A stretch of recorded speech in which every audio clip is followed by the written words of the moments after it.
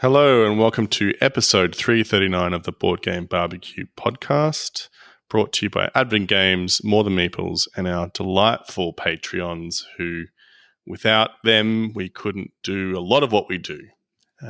The sultry tones you're currently hearing is me, Joe, and I'm joined by one of my brothers from another mother. It's Adrian. How's it going, Adrian? Hey, mate. How you doing? It's been ages. Yeah. We didn't just spend a week together overseas. Yeah, that's kind of cool. Did a little holiday together. That's good. We did. Random, but it was fun. It was really good.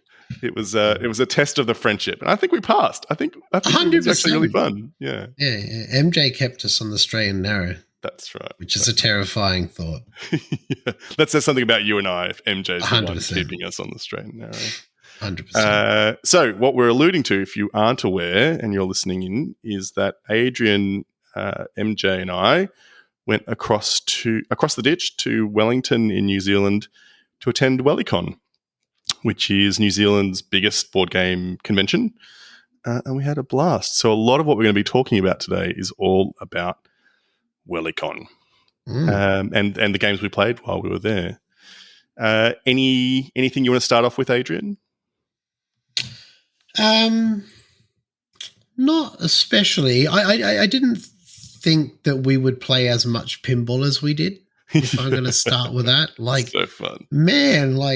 Talk about an instant addiction. It was we had a couple of drinks at a bar, and then we were like, should we go play pinball somewhere? Because it's just something to do. It's kind of that tactile feel like a board game in a way. There's obviously with all the flashing lights and fancy television screens and stuff, but it was really fun. It was something that I didn't think that I would, I enjoy pinball. I like it, but I didn't think I would go again and again. We almost went 3 or 4 days in a row, in the evening.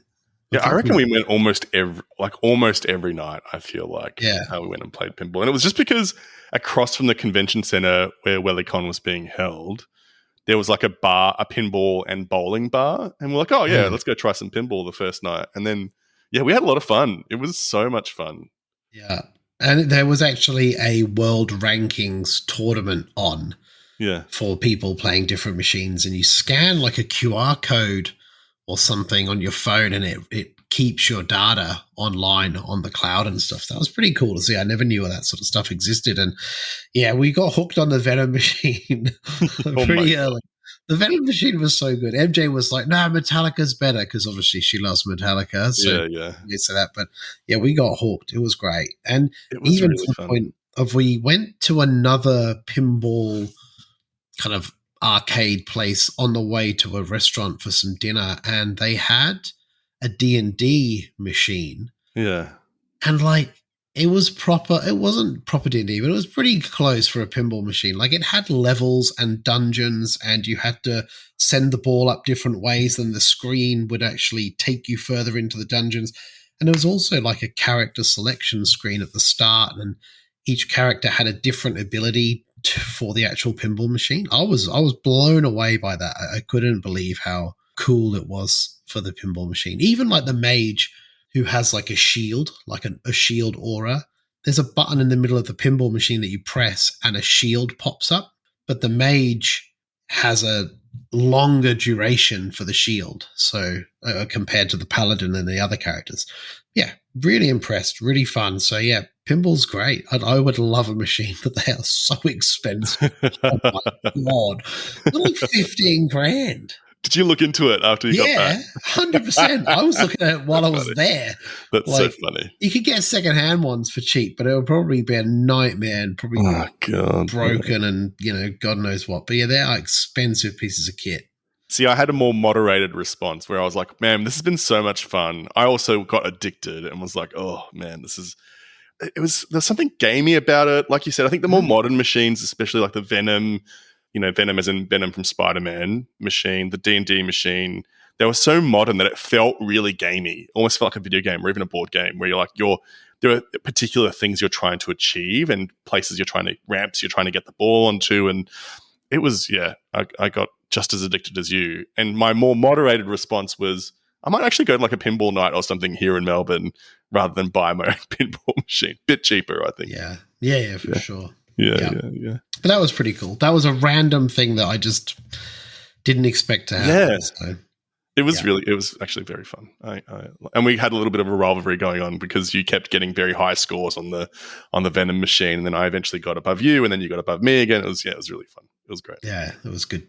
Before I forget, because I'm going to forget, the whole reason why we went to Wellycon is we at PlayCon last year with the team from Garphill, they mentioned about Wellycon and that we should come along next year, and we're like, oh sure, why not? We'll check it out. And then it kind of happened, and we went. And we were very lucky to be invited to the Garphill HQ in Wellington. And we spent a day with the team there. So it was Shem, Sam Phillips, Sam McDonald, Zach. And we also got to meet Ben as well, who was helping out the Garphill booth at Wellycon. But yeah, at Garphill HQ, we got to play some super secret prototypes. And they were so welcoming, so lovely. The whole weekend, I think it just felt like we were with a group of friends that we knew quite well. Yeah. It's funny because I only met Sam once, but I feel like I'd known him for years. And then I felt the same about Shem after like a couple of days at Wellycon. This is the first time I've met him, but I feel like I've already known him for like 5 years or something. Yeah, they were all so welcoming, such genuine, awesome people, which just makes me want to back what they do even more. It's like if they were dicks, I would be like, I'll skip this one. But like, it's funny like that. It's just, they're such beautiful, genuine people. Yeah, had an absolute blast from start to finish. And even just like going out for dinner, and then they would invite us to come, or maybe we just tagged along without being invited. I don't know.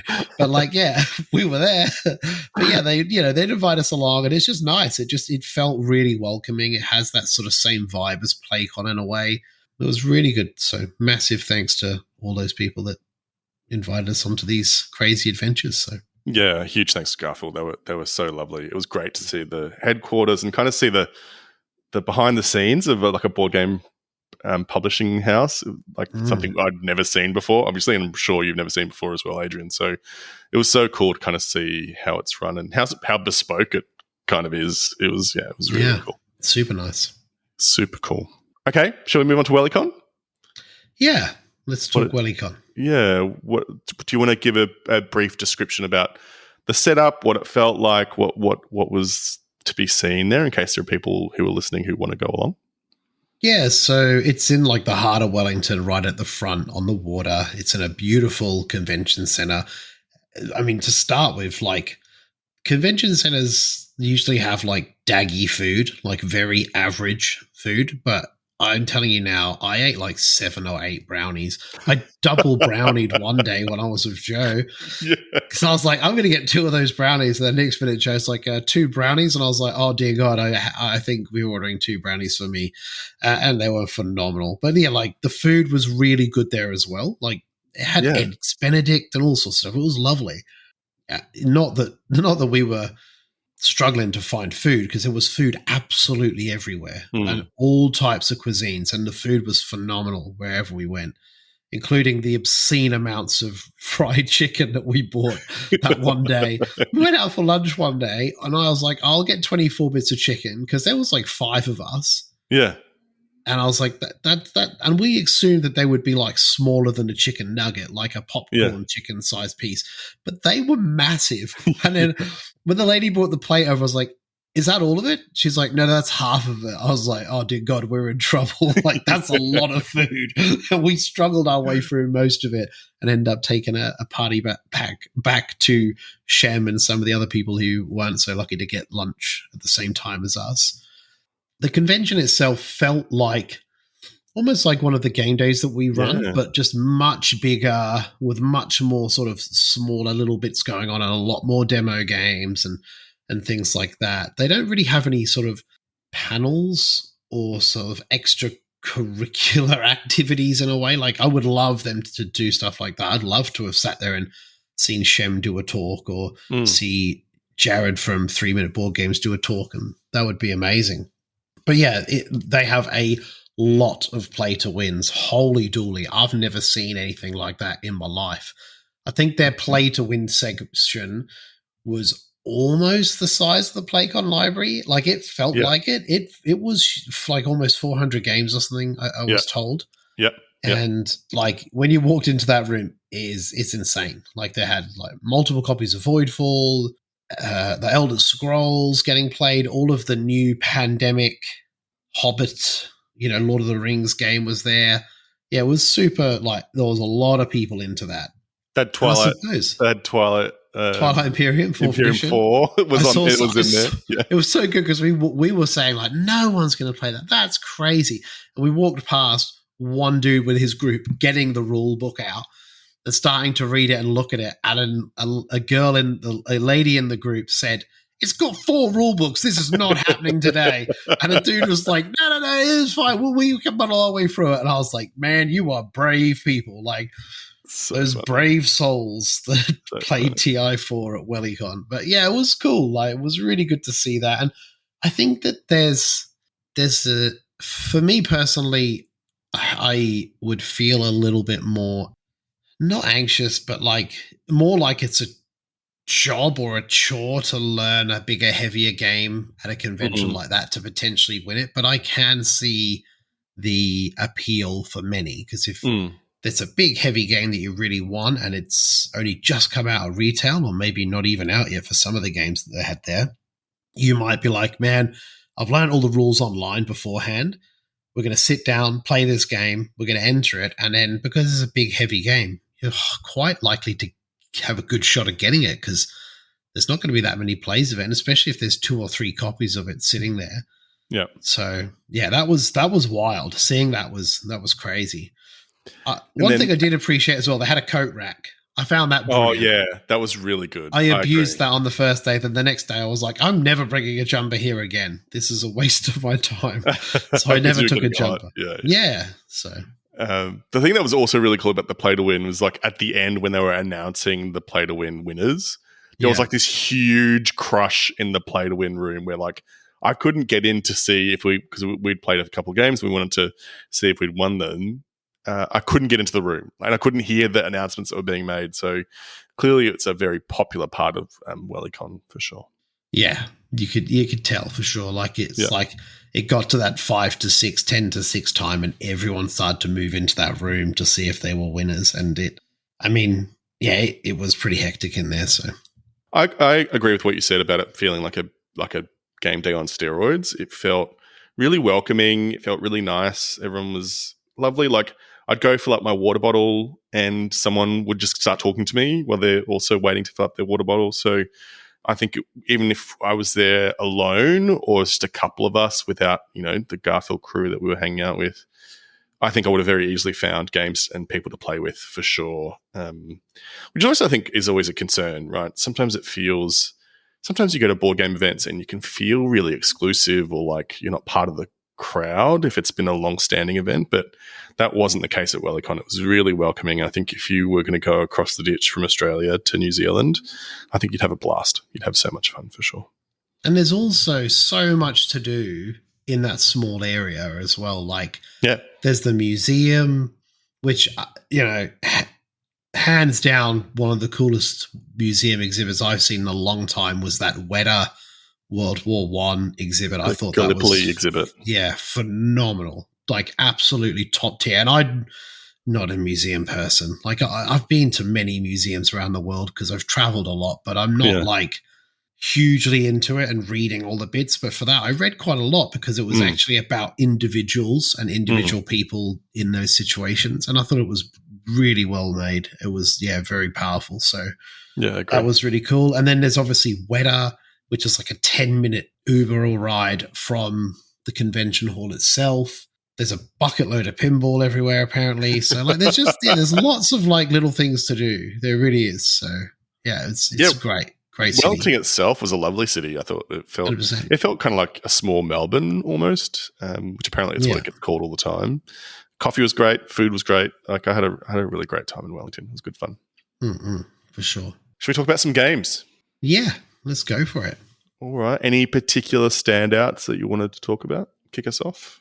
Well, I will say a couple of standouts. One was just I met on the morning of the sort of convention start. I met Sam for breakfast at a place, and he had some people with him, Sam McDonald, and he had some people with him that were their playtesting group for multiple of their games over the years.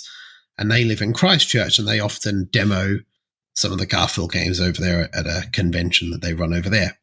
And I sat down for breakfast with those guys, and then we went to go inside, and then there was a queue, so I queued up with them and had a bit of a chat with them. Sam actually came over to Joe and I and said, "Oh, we're going to play Chaos Order. There's 2 more spaces left." And it was like 5:30, 6 o'clock, and I like farmer hours. Like that's getting close to chilling out time, winding down time for me. And then I also was incredibly nervous to play the game because I'm not particularly good at it, even though I love the game. I really do love the game a lot. It's in my top 10 for a reason, just because it's a phenomenal game.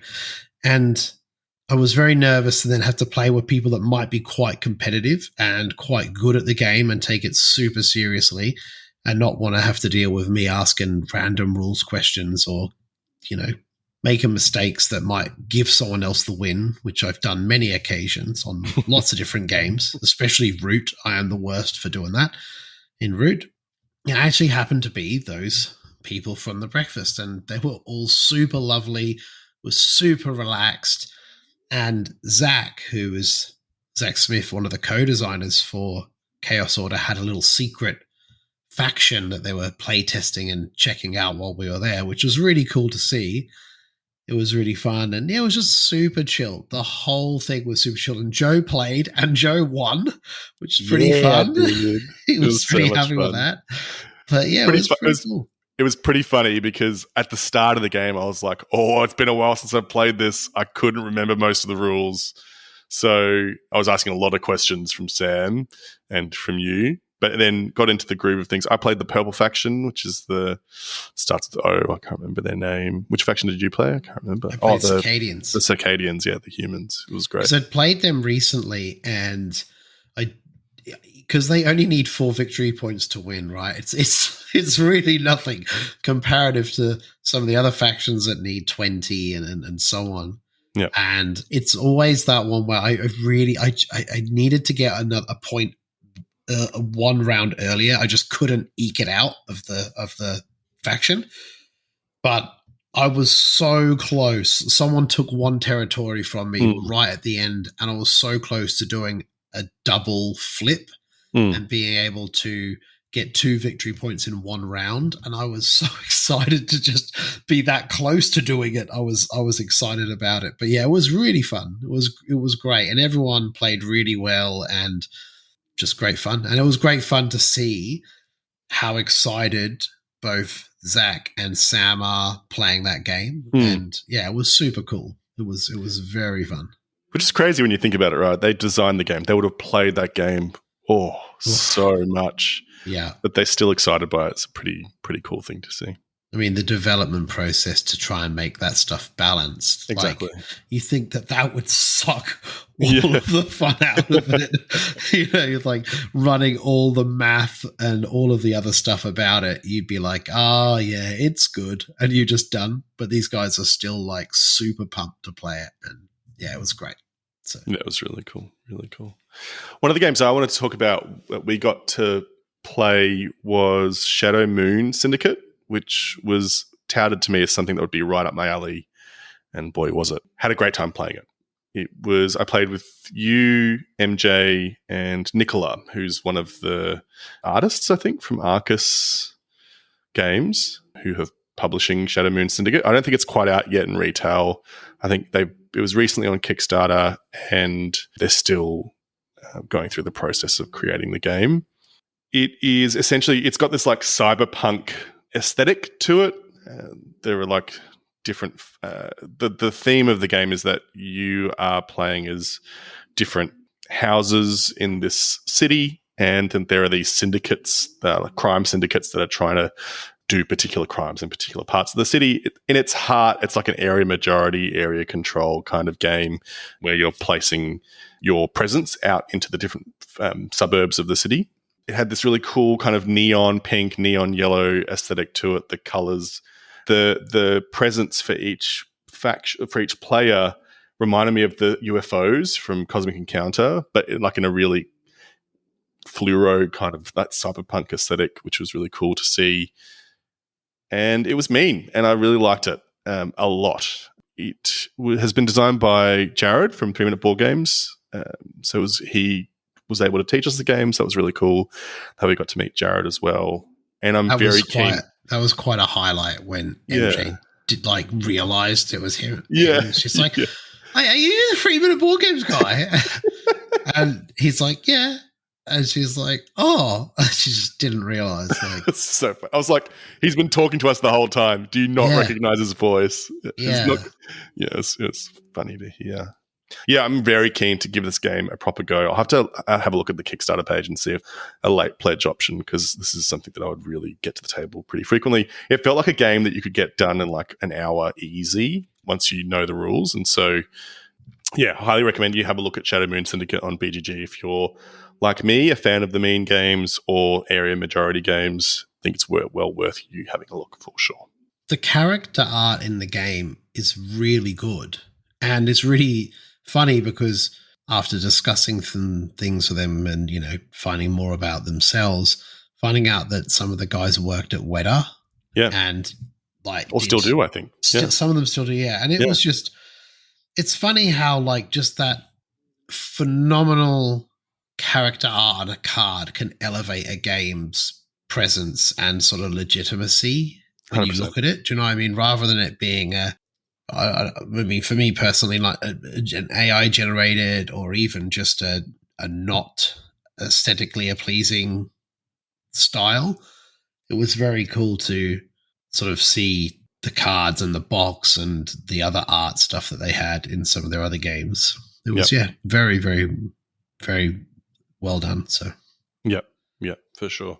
I mean, we'll talk about this as we kind of go on with the other games we played from Arcus, but the takeaway from the Arcus games, so that was Shadow Moon Syndicate, it was Storm Raiders, which was designed by Shem Phillips, and also Expedition to Darwin 4, which we've played before, which is one of Bobby Hill's designs, is that they have a real care for the art, the character design, and the world that they're creating around the board game, which is really cool to see, for sure. And that was a takeaway from Arcus. The other thing I wanted to shout out for Jared is that he also has recently published a book, and he gave us a copy, an advanced copy that he had, which was I think it was 100 best board 101 games. Board games to try before you die, and then in brackets, of boredom. So. That's right, yeah. So I'm very keen to have a look at that book. And I when I flipped through it, I saw that Root was in there, so I was very pleased. Looking forward to having a look at that book, but a massive thank you to Jared for slinging that our way. What about you, 80? Any other games you want to talk about? Yeah, I was lucky enough to get a copy while I was there of the Sea Salt and Paper expansion, and I really enjoy the game already. I think it's a great game. I play it a lot. And I really find it best at 2. I think it's that sort of metronome thing of take a card, then you take a card, and it's just this back and forward. And also you have a lot more agency over what's going in that discard pile. And it's also a lot easier for you to remember as a player what other players have picked up, so that when you potentially get a shark and a swimmer card, you have a good idea of what's in their hand. So you might deem it more worth taking. The expansion I found added a lot. It's only a few extra cards. It's kind of not game changing, but there's some little bits in there that you can push the limit of some of your abilities and some of the sort of game meta style in ways you couldn't do beforehand. As an example, there's a starfish where when you play a set of cards that usually gets you 1 point, you can play the 2 cards without getting a bonus or an ability, of like, drawing from the top or taking another action, but you can play it with a starfish and then it's worth 3 points, which is a lot. So if I feel that MJ might be onto something, or she's collecting cards, or I'm worried about what she might be doing, I can essentially play that, get my 3 points, say stop, and just see where we're at. And I found that really, really fun. There's also a seahorse, which is very powerful with the mermaids, potentially, if you get a mermaid. It's just, it just adds more of the same with some sort of cheeky mechanics in there that sort of change the game a little bit and keep it fresh. You don't remove any cards from the original deck. You just add this in, shuffle it in, and away you go. So it just gives you a little bit more variety in what you're doing. And for a game that I've played, man, I don't know, 50, 60, 70 times, however many times it is, it just keeps it fresh. And from what I've heard, they're doing another expansion. So I think they'll just keep that game in my rotation for a while if they keep releasing things like that. So yeah, I think it's really good. And I know Lauren did not like it, and I know that Finn has tried to convince her, but I don't know if he's done that yet. But I think it's a really solid 2-player game. And I think that maybe 4-player, it might drag a little bit. I think like 2 and 3 is where it's at. 4 is a bit, I don't know, not as interesting for me personally. I prefer it the other way with the 2 or 3. But I know that you played it, Joe, and I know that MJ, myself, and Eric have played it a lot. And I think that became very apparent in the way that we talked to each other and the way we were communicating some of the knowledge that we had of the game. But yeah, that's another thing as well. We got to hang around with Eric from After Game a bucket load, which was awesome. His partner, John, awesome, lovely dude. And we just got to hang out, play a bunch of these kind of Rebel Princess, Sea Salt Paper, Rainbow, like all these sort of light, fun Wandering Towers. Wandering Towers, So it was super cool to hang out with. It was very nice. What I was going to say, I didn't feel like the 4-player dragged on. In fact, it was infuriating every time someone would yell stop, because I'd be like, no, I'm not ready. I'm cooking. Let me cook. Okay. The thing I did for a while, because I was not doing well, was it felt like you three, you've played a lot, you know the language, you know the value of the cards, whereas I had no idea. And so I felt that gave you guys the one up until I had like a 14-point turn where I won like 14 points all at once. So then I was like, oh, maybe this game is good. Maybe I don't hate this after all. Maybe I don't hate it, yeah. So I can see, especially at 4 players, where it felt like by the time it comes back to your turn, the discard piles are so different. What's available, what you can do is so different that it felt like you didn't have very much control. But, I think that's just the game. And so that's part of the game, and you've got to play into the game, I think. But I really enjoyed it. I thought it was good fun. Yeah, it's a great game. And it's a great game for a con because it's so easy to learn. Sit down, chill. Like, it's not a complete mind melter. Another one I got to play, which I really enjoyed, which I had to convince you to play with me because you were like, what, 2-player? was So Clover, and we got to play just you and I again probably like 3 or 4 rounds of So Clover. And it was really good. I still think it's really good at 2. It's really fun, and it's just the same kind of a thing, but it's a little bit more. There's a little bit more silence because, like, I can't help you, and usually you would have a couple of teammates. So, like, oh, maybe it's this, maybe it's that, but just sort of having to sit down, watch you move the cards around, and be like, oh, not that one. In my head, it's still an interesting time. I think it's a phenomenal game. Still absolutely love it. And it was good. And we did really well. Like, we had some pretty sort of abstract clues to link those words, and we got them most of the time first time. So yeah, it was good. Yeah, I thought we smashed it. And again, like you said, when you pulled it out, I was like, really? 2-player? But my takeaway is that actually, I think we did better because you don't have teammates who are steering you the wrong way. Yeah, they're like, "There's no way that could go with that. Why would you think that?" And then that's the person who's ruined the game. They're the ones that have caused you to lose points. So that's right. It was kind of cool. We had like all 6 Clovers, and we basically, because there was the 2 of us, we just basically went through 3 rounds, and then we tallied up all the clovers and then got the score that you look at in the rulebook. Yeah. But yeah, it was really fun. I thought it was a blast. I would happily play that 2-player again for sure. Another game that I wanted to talk about that we got to play and to try, another game that also hasn't hit retail yet and is, I think, on the ships to come be fulfilled, is Regicide Legacy. Have you played the original Regicide, AD? I can't remember. So I sat down and we started to play, and then I was like, I've played this like somewhere. And then I figured it out that I played it at BGG at home online when it was still on TTS, which I believe it's now on BGA. Yeah.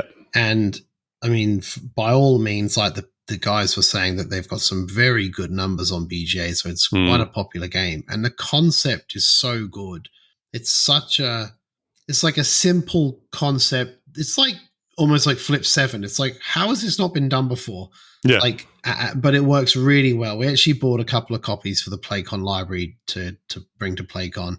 It's a great convention game. Like, so simple, so chill, so fun, engaging. Like, it's very, very cool. So yeah, it was great. It was great fun. So I hadn't actually played the original Regicide before, but I can kind of see what the game probably is. And the Regicide Legacy version, essentially what you're doing is you're going through these houses. I guess we only got to play the first box or the base game. The story of what the Badgers from Mars team told us is that essentially it's like a kingdom that's under turmoil, and you're kind of going through and fighting these different corrupt kings or queens or nobles. And the conceit of the game is essentially everyone has a hand of, I think, 5 cards from memory, and you'll play cards out, and the different suits have different powers. There's like healing powers that lets you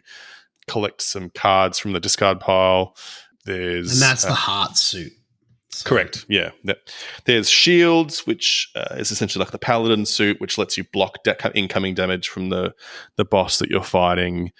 There was the attacking suit, the barbarians, which do double damage. So if you play a barbarian, which I assume is the swords suit in a normal deck of cards, but if you're playing the barbarian 4 card, then you're doing 8 damage to the baddie. And what was the last card? The last one was the bard, yeah. Yeah, that's right. And they allowed you to draw up. Correct, yeah. Your whole team could draw more cards that way, and that was the only way you could draw more cards. The cards are really important because they're essentially the team HP. So the way that you die is if all your cards essentially are discarded by the enemy. Whenever the enemy does damage to you, you have to discard that number of cards essentially. Which is really clever because when you've got a 9 and let's say a 2, let's say the boss does 10 damage, you have to discard the 9 and the 2 even if you don't want to, to cover that damage. You can't just unless you have a 10 or another card. But yeah, it's a good sort of thinky process of like, right, what do I have? Are you going to kill the boss Joe before it comes back round to me, so I don't have to worry about this particular boss? I can worry about the next one. Yeah, it's really engaging. It's a great concept. Great game. Really cool. Like the legacy one as well. Like for me, when I looked it up online on their website, it was a very fair price for the game that you're getting. Yep. It's a 100%. Beautiful production. I was blown away by the production, to be 100%. Honest. I thought it looked phenomenal. And the base game still's great. Like it still looks great, but the legacy one is very beautiful color palette. Really interesting looking. It sits all in that box with the neoprene mats and stuff. And the way that Luke was tracking the damage and stuff on the neoprene mat was so simple. It was very cool. So the thing I was really impressed by is that it feels like a legacy game that you can get to the table real quick. 100%. You just roll the neoprene mat out, you shuffle the bad guy cards, you shuffle the good guy cards. You've got these 2 they almost looked like can openers, tops, whatever you call them, that are essentially tracking the boss HP and the boss damage, and then you're ready to go. And so I thought that was very cool. You know, typically legacy games are quite a production. They can be hard to set up and take a lot of time to set up and pack down, whereas I thought it was excellent. For a game that wasn't on my radar at all, it's something I'm definitely considering buying and giving a go, for sure. I also really liked that at the end when you finish the game, there's almost like end game content, almost like an RPG, like on the computer, like Diablo 4 or whatever. There's an end game stuff that you add to the game so that you can just kind of play it and test yourself against some really hard stuff, and also just sort of keep repeating and playing with your deck. So yeah, it was really cool. I know that's another thing as well. Like a massive thanks to Luke, Andy, and Paul for also being really welcoming. Like those guys are all, designers in New Zealand, hanging out with Sam and going out for dinners and stuff, and us being there, they were just so lovely to hang around with and chat with and play pinball with for one of the nights. I think they joined us for a pinball session. But yeah, it was just super cool, like lovely down-to-earth people. So yeah, that was the team from Badgers from Mars who designed and published Regicide and Regicide Legacy. They were very lovely. Any other games you wanted to talk about, Adi? Yeah, I would like to just talk. I've got to play Wandering Towers. I've never played it before. Thoroughly enjoyed it. If you ever get a chance to play it, it's great production value. Looks brilliant on the table. The concept is very cool, and it works so smoothly. It was brutal, but it wasn't ridiculously brutal considering MJ was playing with me. I thought she was going to consistently get me. But man, with my brain, like I could not track where my wizards were. The amount of times I'd be like, I think it's in here. Then I'd move the town and be like, no, it's MJ's. I've just freed one of MJ's. This sucks. Yeah, we got to play that with Benedict, who's actually a part of the sort of Garphill crew. He does the writing for Legacy of You, which I thought was really cool. He did the story in that for there, which I didn't know myself. But yeah, lovely guy. Got to hang around with him quite a bit during the con, which was awesome.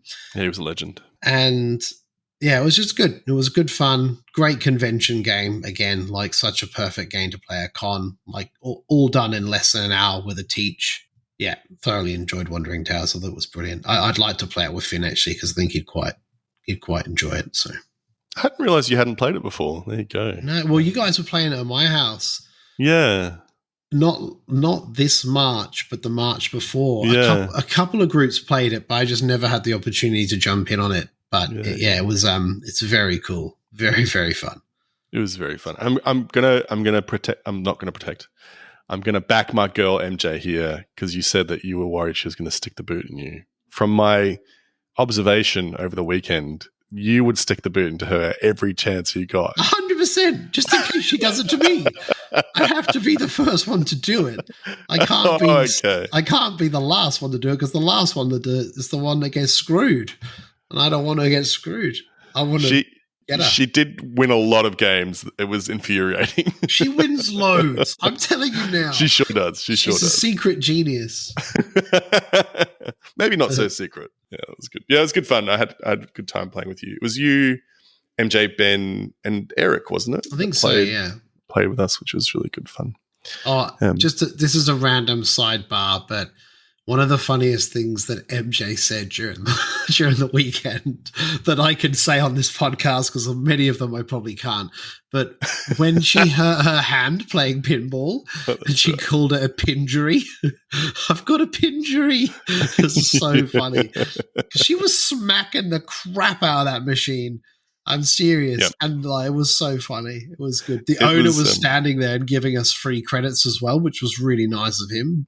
It was intense watching her play pinball. It was, I think, to the detriment of her technique because she was literally like smashing the side of the table. Yeah. And no wonder she hurt herself. It was pretty funny. My pinjury. We were referencing the pinjury most of the rest of the weekend. I think it's very funny. So another one of the Arcus games that we got to play was Storm Raiders, which, again, had passed me by. And I think maybe just because I think I have had some fatigue around the kind of dystopian, post-apocalyptic kind of vibe and theming. We were very lucky to get Em Phillips, who's designed the game for Arcus, to teach us the game and loved it. It was so cool. So it was me, Adrian, and MJ who got to play together. And it was not what I expected. When you look at the game, 100%. it was not at all what I expected. when you look at the game, it looks like a area control, area majority fighting game. That's what I thought it was. Yeah, me too. I think someone Yeah. said, Joe, you'd love this game. And I did love the game, but for different reasons. Yeah. It certainly wasn't as mean, although there was some interaction in it. So we've only played it the one. So I was lucky enough to get a copy of deluxe version. So I will sizzle the game in the future. It had that really cool, like we talked about with Arcus Games, that really cool character design, world building. Essentially, what's happened is the world has ended, or it's been post-apocalyptic event, or there's an apocalyptic event that's happened, and essentially you're playing different factions who are trying to kind of rebuild from there. And I think it was actually Atlantis is where you were, except it was all desert, and there were these like dust storms that would kind of go through. And what you're doing as storm raiders is you're trying to kind of capitalize from the dust storms, avoid the dust storms, but also pick up resources and then trade those resources to then create points and fulfill missions and those sorts of things. So that's the game in a nutshell. In a nutshell, it really is like a resource management kind of pick up and deliver kind of game. But man, it was really fun. It was so tight. Yeah, I think you get 12 turns in the game. That's it. Yeah. Yeah. It felt really tight. You couldn't do all the things you wanted to do. And you had to really kind of race people to collect the resources to then complete these contracts, essentially, that were on the board. The thing that was really cool is that you had 3 different vehicles you could use to traverse around Atlantis. There was like a land-based one, like a tank almost, like a tricycle tank. I think they were called trikes. Well, they were all very different. Like, yeah, that's true. Aesthetically, like mine was like a 2-wheeler with a sidecar, I think, but yours was like a proper trike-looking one. Yeah, and yeah. You slot them into your player board. Yeah, that was cool. That was like an element of variability that you'd have, like you could either draft them, I think, from what Shem was saying, or you could randomize who got what. So you have a trike, you have a plane, and then you have a submarine as well, and they get you to different places on the board. So yeah, I really liked it. I think we're going to talk about the game in more detail in the future. It was really fun. I think MJ won that one from memory. She did. I checked the score. It was 41-41 for us, but MJ got 44. Still a tight game though. Like it could have been anyone's game. Yeah. So yeah, so fun. I think definitely deserves quite a bit more attention on it because it was very, very fun. Not that interactive. It wasn't that mean. So I feel like if you're someone who is the opposite of me, who doesn't like a lot of meanness, but if you enjoy that tight kind of resource management, set collection, pick up and deliver, I think you'd really enjoy the game a lot. 100%. Yeah, I was blown away by it as well. I thought it was really cool. Aesthetically, it looked great. It played really well, super smooth, ridiculously tight. I think I'd taken 6 of my turns, so I was halfway through. Then when I realized I'd already was halfway through, I was like, I don't think I'm going to win this. I don't think I've got a hope in hell. But I did okay. Like I actually felt like I'd kind of brought it back a bit towards the end and I managed to take a tie with you at the end for second. But yeah, it was great. Really, really enjoyed it. And yeah, massive thanks to Shem for teaching it because I thought he was just going to sort of give us a bit of a rules overhead and then, go about his day and do his business. But he was so like amazing to sit there and hang out and listen to us hang shit on each other for like a good 45 minutes. So sorry if the game was a bit slow. We would try to quip. We were out quipping each other. So we were also talking to Shem at the same time. So I was I've got to take my turn. Yeah, 100%. One kind of last sort of standout game, which it was in the secret project Garphill box, but Sam has assured me it's completely fine to talk about. It might not be a Garphill game. I don't know what the rules are, but anyway, I've been told we can talk about it. And it was kind of a funny thing because at the Garphill office, someone mentioned that Sam had designed a Marvel game. And I was like, a Marvel game? Like a Marvel IP game? I didn't say anything. And I couldn't tell if they were giving him grief for doing an IP game or if they liked the game. I had no idea. I just, the way they said the Marvel game, I was like, oh, okay, cool. And it wasn't until later on that we all realized that it was marble, like a little sort of, ball bearing marble.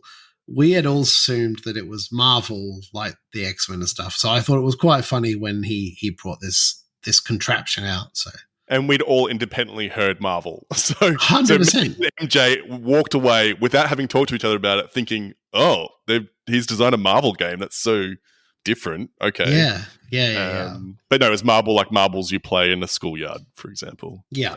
And well, staying on the theme of different, this game is incredibly different. Like it's like a gumball theme, and it's essentially like a bag builder with these marbles that you are placing into a contraption, which I can only describe as like a set of aeroplane wings with a button in the middle, right? That's how I'm going to describe it. And it blew me away. This is a 3D printed thing with springs in it and stuff. And then I find out that Bobby Hill was like an engineer and he designed the thing that they printed. And this is like the sixth iteration of this thing. And it works much better than the first one. And I just think that's super cool that they're like designing these games and going that far to like make these 3D models to make this game work even better for a prototype. And it worked really well. So it was crazy. It was like you're playing it. You're like, I've never played anything like this. Like, sure, we played bag builders and deck builders and whatever, and we've played those before. But even the bag building element is is changed so much by that contraption, which is essentially 2 ramps going into like a central funnel that then spits marbles out randomly either to a right or a left-sided kind of pool or kind of collection plate.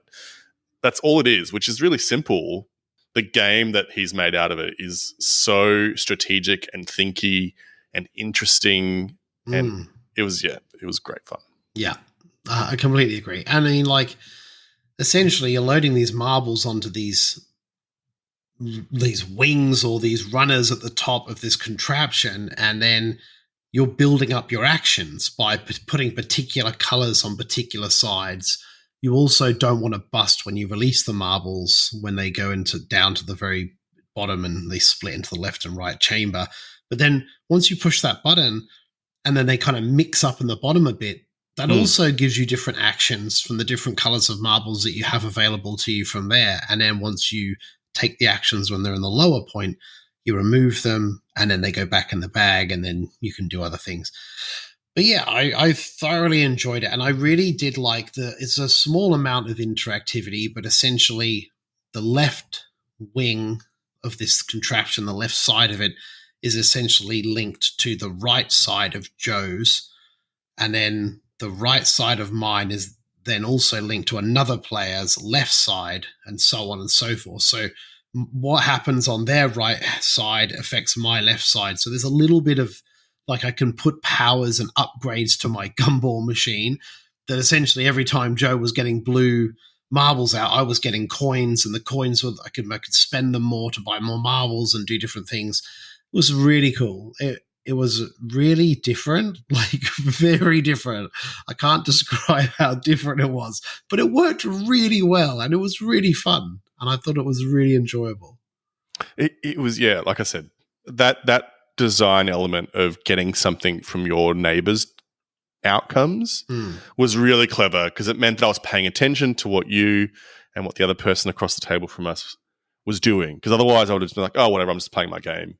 But I had to pay attention to what sorts of marbles you guys were adding to your bag because that would change the powers and the benefits that I would choose to get for that reason. Because you want to kind of make sure you're hitting it as often as possible to maximize what you can do on your turn. The thing that I thought was really interesting and it's just kind of come to me was that essentially they were like, you've got multi-use cards in engine building games and deck building games, but in this, there were essentially multi-use marbles where you could take an action with the marble when it was on the ramp, and then it was down in the pool, you could take a separate action. And so it was really cool to see a bag builder where not only are you getting something from the thing that you pull out, but also you're getting multiple uses from it, and so that changes how you think about things. I'm like you. I was blown away by what looks like a silly little game and how strategic and interesting, innovative the gameplay mechanics and the gameplay kind of arc was for the game as well. I even like how, like, it's the smallest of things, right? So essentially, if you've got a lot of blue marbles, you can do like a powerful blue action. If you've got a lot of red marbles, you can do a powerful red action. But the purple marble, because it is created from both red and blue, you can use it almost as a wild to fill in a blue or a red, depending on what you have in your contraption. I don't know what the heck that thing's called. I'm calling it the contraption. Yeah. But and I thought that was really interesting. That was really cool. And it's the same with the green one. The green one is, I think, blue and yellow. So it fills in for blue and yellow. And there's an orange, which is yellow and red. Like, it's just, really cool. Really enjoyed it. Super fun. Like, really glad that I got a chance to play it, because I saw someone playing it and I was like, I'd like to give that a go if the opportunity happens, and the opportunity did happen. It was really fun. So yeah, agree. It was, and there was also white marbles in it as well. So there's the colored marbles, then the white marbles, and like a typical bag builder or deck builder, they're the ones you're trying to thin out of your bag because they have the most basic things. So it has that same, for a game, it had the same typical bag building elements and mechanics, but also was riffed so completely differently that it was really cool. Yeah, and you also have like we mentioned briefly before, but essentially there's a piece of paper at the moment in front of you that you can cover over with different cards, and that is that's how you upgrade your gumball machine to being like doing super cool abstract sort of abilities and different things. And it was very, very cool. Yeah, super enjoyed the game. So. Yeah. So I had like a mechanic. I got the powers that I chose essentially was turn any marble into a red marble, turn a red marble into a red, yellow, or blue marble, and so it meant that I could then really be very flexible in my these two powers that interacted together. That very flexible in my strategy and could get the things that I wanted to do more quickly than having to rely on the randomness of the marbles that I was pulling out of my bag. So my strat was blue. If it's blue, get blue, blue, and then delete marbles. Delete all those white marbles, because if I get white marbles, I'm screwed. So all I was doing was deleting marbles consistently. I was paying. I did an upgrade to my machine, which allowed me to get $1, and I put it on my left-hand side, and old mate was collecting blue marbles for a bit as well. So I was feeding coins out of him, and I was able to use that to spend money to delete those pesky white marbles. It was really good. Yeah, thoroughly enjoyed it. Yeah, so cool. Fun. So cool. That was the Marble Game by Sam McDonald, titled to be confirmed. It was so good. Yeah, very lucky that we get to play those and get those sorts of experiences, right? Playing these crazy designs that you probably wouldn't have without the community. It was really cool. Maybe one more game before we kind of move on to our announcements and stuff. I think I have also received a review copy of this. So this is a game I'm planning to talk about in more detail as well. But you and MJ got to play Assyria 2nd edition, which is also part of the Garphill lineup as part of their Ancient Anthologies series. What did you think? I'm very glad that I backed it, because I thoroughly enjoyed it. And I've never played the original. I didn't even really look at it that much. I saw like 2 minutes of a thing, and I also saw that Paul Grogan said it's in his top 10 games of all time. Yeah. He loved the original, and I was like, ooh, I probably should get this, because I'll probably, if I forget, I'll get really upset in like 6 months' time when everyone else is playing it. And I'm like, why am I not playing this? Because I didn't back it because I forgot. But so I backed it, and then we got to play it, and it was great. I really enjoyed it. So it's like very smooth, very simple. I can see it's very simple in its actions, but very deep in its strategy, which 100%. Is the perfect kind of game for me at the moment, because they're the ones that I can teach on to Finn, and we can all enjoy them together. So I thoroughly enjoyed it. Yeah, it was very, very cool. It got very busy because we played it at 4, like quite early. Yeah. I could see that because we played like a shortened version because it was only for a demo. I can see how after a couple of rounds in, it being quite full on that map and ziggurats being kind of everywhere. I was very happy that all I was focusing on was building one ziggurat, super tall. GG, well played. That's all I needed to do. So that was the only strategy I had. It was really cool. So essentially the game is set in the Assyrian Empire, and the board is, you have the Tigris and the Euphrates rivers. that go down the board, and then you have the 2 banks, and then the kind of the plentiful region in between the 2 rivers that looks like very lush green kind of area. It's a game where essentially you're kind of putting out your presence on the board, like these little huts, and the way that you have to get your presence on the board is you have to feed those people with the resources and the food. So there's like fish, wheat. What else is there? There was like meat. I can't remember. And so you want to make sure you have the resources that you can feed the people, and then essentially you're going to be scoring points based on your presence on the board. And in particular, you want presence on the Tigris and Euphrates because that's where a lot of the bounty comes from, essentially. And it had a really interesting kind of 2 phases to it where you're like doing the presence on the board, and then the amount of presence you have on the board lets you get camels, and those camels you then spend to essentially upgrade your actions or upgrade your capacity to build or your reach. Or so there was kind of this kind of 2 phases where you're getting resources, putting the presence on the board, and then also trying to upgrade what your actions are so that then you're kind of doing more the next turn, and the next turn you're doing even more and even more and even more. So that was really cool. Very excited to get this to the table a few times so I can sizzle it in the future for sure. We are currently in a post-PlayCon world, but I'm sure you're going to bring it to PlayCon so we can jam a couple of games of it there for 100%. Sure. I'd be very 100%. Keen to play it again. So. For sure. And it's another thing as well, like I have always really liked Sam Phillips' art style. Like I think it's very cool. I especially love the Anarchy. I think the box cover of the Anarchy is probably one of my favorite things I've seen from him. But every time he does work, like he's able to really bring, I feel like, characters out of just a picture of a person, like of a card. Like you can feel there's a character there. Like I think he's very good at doing that. I feel the same about that as well for Chaos Order, because obviously it's got a lot of wacky alien races in it and stuff. But when I play and I have those particular heroes, because there's a lot of hero cards in that game, when I'm playing with a particular hero, I feel like, yes, this is my lady. She's going to bring it home for me this win. And I really feel those characters come through.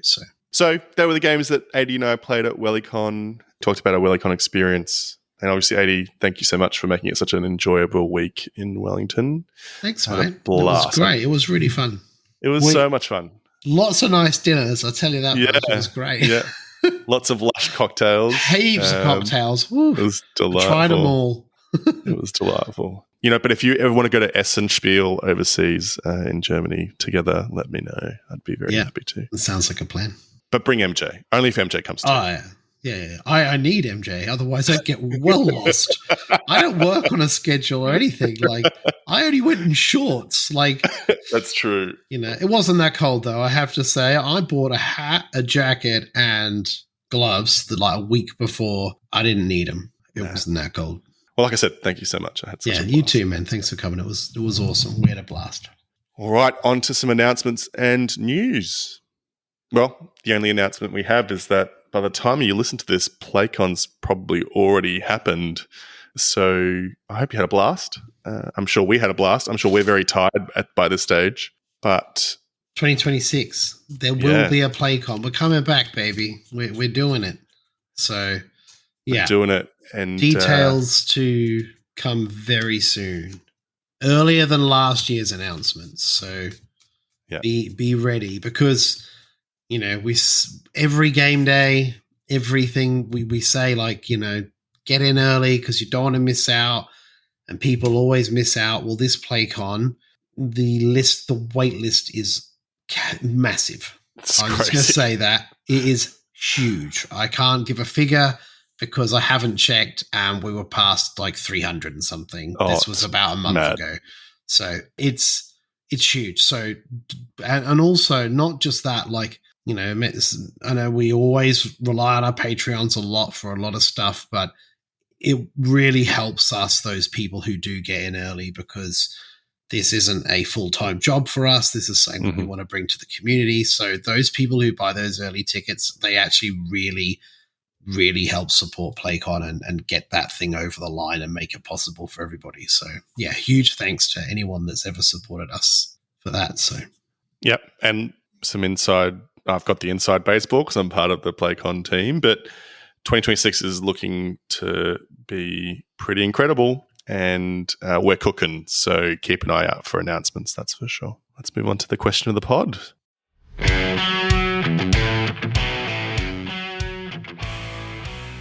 Flip 7, where strategy meets luck in a race to 200 points. In Flip 7, players take turns drawing cards, aiming to collect unique numbers without repetition. Each card has a quantity equal to its value.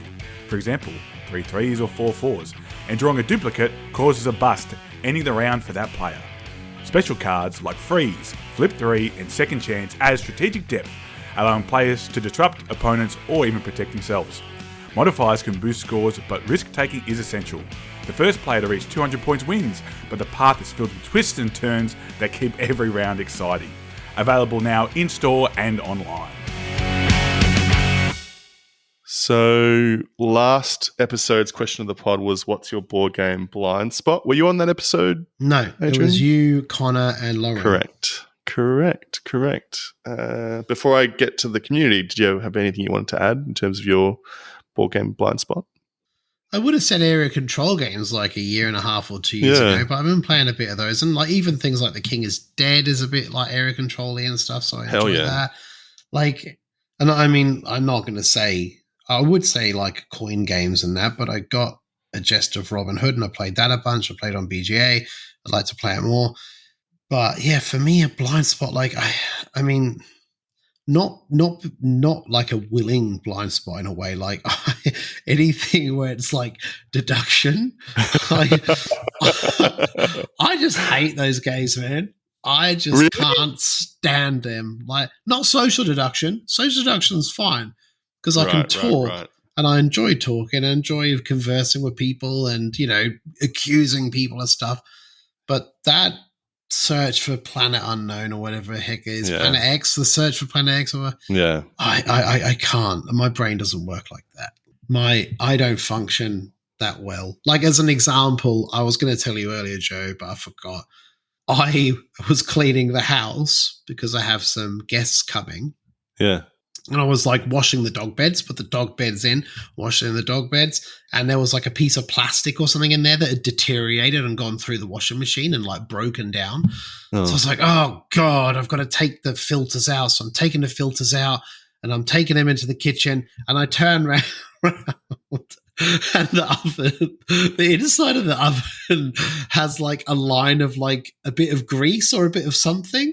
And I was like, how did that get on there? And then I opened the door and I couldn't wipe it off.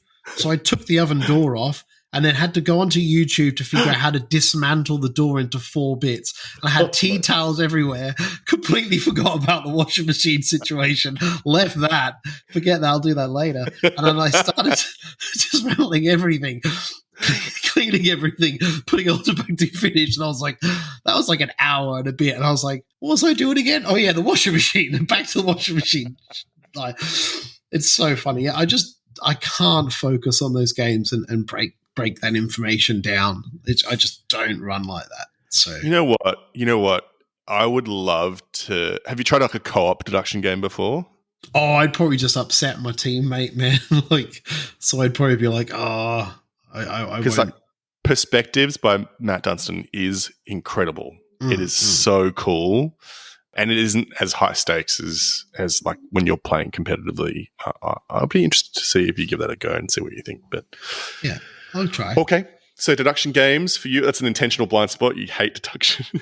How about our community? Do you want to read out our Facebook and Instagram comments? So we had Mika say, train games are a big blind spot for me, and I am rectifying it by booking into Age of Steam on Aftergame for PlayCon. What a legend. Like, you'll have a blast. It's such a good game. Even if you don't play train games, it's a great game. You'll enjoy it, I'm sure. Mika's one of our Melbourne community members and comes along to the game days, and actually one of the designers in Designer Alley this year as well at PlayCon. So he'll love it. I know he'll love it. I know the types of games he likes. So he'll enjoy it. Well, yeah, please give us feedback on what you thought, because I'd be very interested to know. For sure. And we had Tegan Smith said, I have never played a Splotter game. And then after that, a couple of messages down wrote, and never also played a Lacerda game. And a few other people said the same thing and said, I've never played a Lacerda, or I've never played a Splotter. And yeah, I mean, man, they're great games. Like, if you get the opportunity to try one, so good. I would definitely advise it. I mean, Bus is a really good one because it's so short and so playable. It's a great way to start. So I'd give Bus a go if you get the opportunity. I'm sure people will be playing that at PlayCon. So yeah, for sure.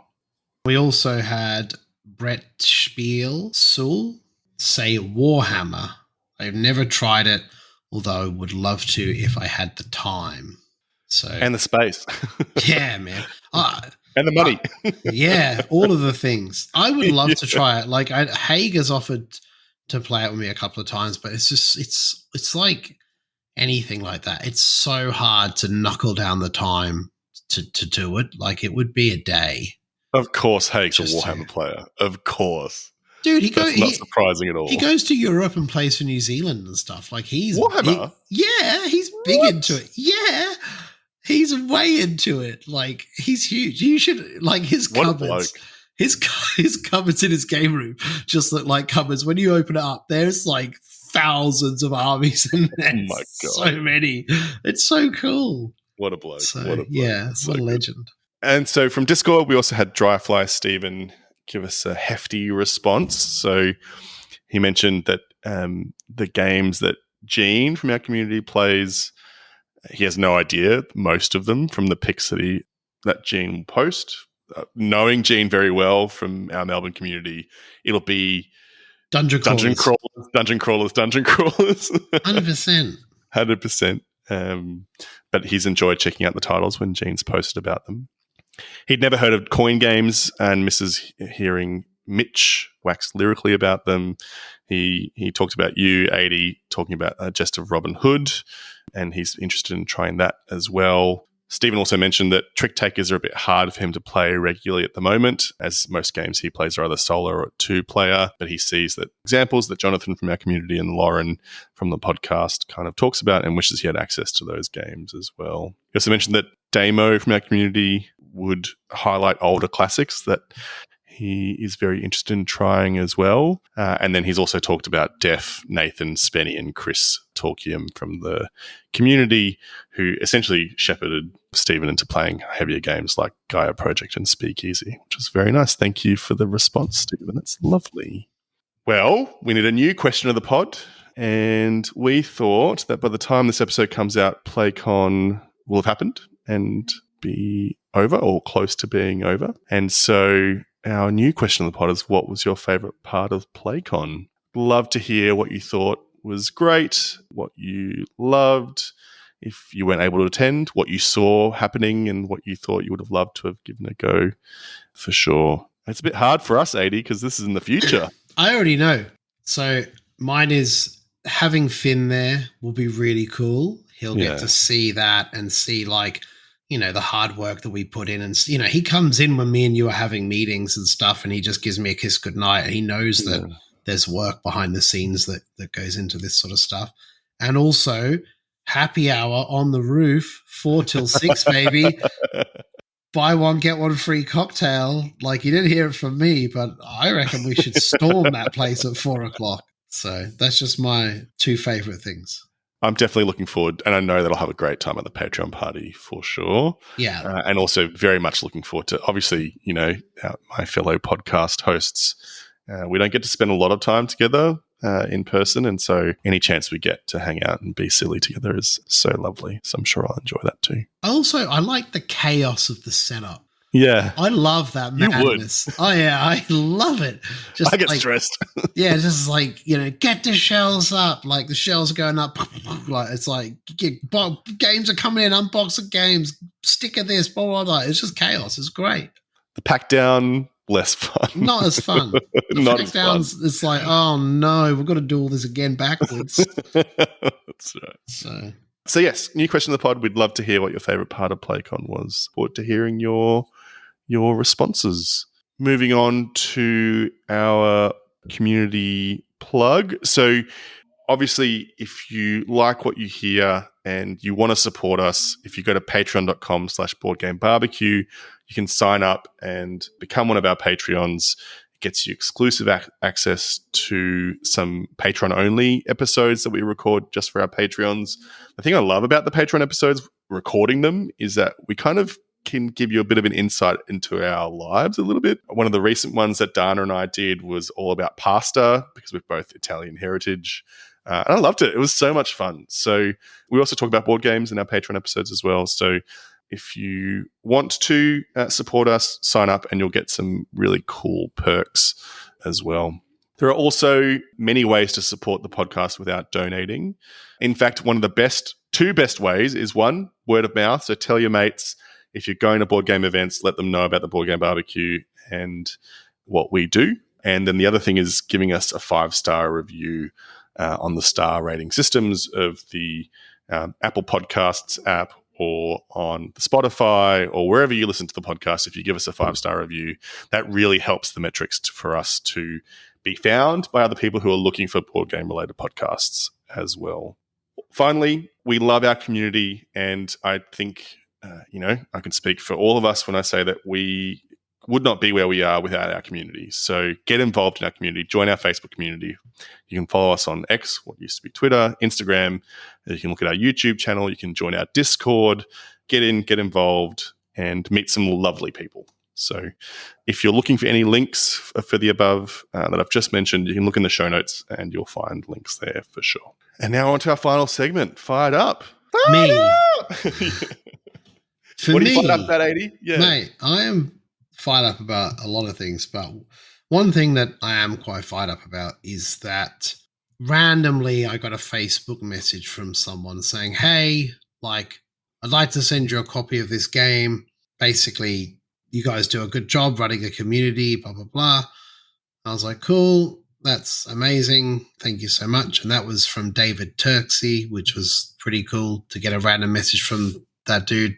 He's the top guy. And that's for Star Trek Captain's Chair, which I have a copy of, and I hadn't had the chance to play before going to Wellycon. But this is probably not really known about me. I used to be a huge Star Trek fan. I loved Deep Space Nine and Next Generation. Man, Next Generation was phenomenal. Wow. We were one of those families that couldn't afford Sky TV. So we got my friend Kev Round, who hooked up a hooky box with all the channels, which we didn't pay for. Why am I not surprised, Adrian? Mate, we're dodgy ass. We used to make our own pogs and slammers. That's so good. In my nan's fiberglass factory. Oh my God. Yeah, my stepdad cut his finger off on a saw and had to go to hospital one day. It was insane. But anyway, we would love Star Trek, and we got to watch it as a family. I really enjoyed it, and it's still a really good show now. I don't like the new stuff so much, if I'm honest, and I haven't had the time to sort of keep up with it all. But I thoroughly enjoyed those old episodes. Not the retro 60s one. I never watched that. But for me, Next Generation and Deep Space Nine was from the age of probably 7 to the age of 13, just watching those. So yeah. We were a Voyager family. I love Star Trek Voyager. That's why we watched Next Generation and Deep Space Nine and stuff as well. But Voyager's Captain Janeway's my captain for sure. I love that series. So good. It's a great show. It's so good. They're so good. So, and it's just that whole exploration, and also just in 5,000 years' time, maybe there would be some kind of a federation to actually push us into the deeps of space. And yeah, it's very cool. So, or just a deep nuclear winter. But anyway, who knows? We'll see what happens. Who knows? So that's Star Trek Captain's Chair. Is that what it's called? Yeah, I'm really looking forward to playing it. It looks quite heavy from what I've been reading, so I'll have to get right into it. I have taken it with me to PlayCon in the hope to give it a try, but realistically, I'm going to be too busy. But do you know anything about it?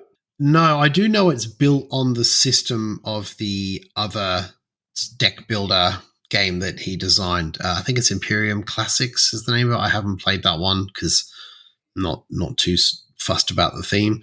Yeah, okay. But yeah, this looks. It's just the theme that's grabbed me, if I'm honest, and I feel that it would be great because I played the Dune games recently, and I played Bloodlines as well, like the expansion to Dune Imperium Rising. That was great, and it's like some IP games can be really good if they're done really well and they're done with a lot of passion. And I feel that this could be one of those. So yeah, I'd like to give it a go. Yeah, very nice, very nice. Well, that's cool. What am I fired up about? So I am on the weekend. I only just found out yesterday after getting back from Wellington that there is like a Magic the Gathering Pride month Commander. What's it called? Tournament happening in my local game store at Gameology in Brunswick. And I'm going to go along. I'm going to take along a couple of my new, brand spanking new Final Fantasy Commander decks and give it a whirl and see what it's like. And there's like prizes to be won. So I think it'll be really fun. I'm looking forward to that a lot. So get to play some more Magic the Gathering. Hooray. Nice. Well, that brings us to the end of the show. 80. The two of us got through it with a lot of chat. I'm not surprised. Yeah. We did a whole week together and there wasn't a dull moment, to be honest. It was pretty busy. And then, it was nice to sort of debrief and chat about it. So, yeah, talk about some of the exciting things we got to do, which is really cool. Yeah. Well, thank you to our community. Thank you to our sponsors and to our Patreons. We love you guys so much.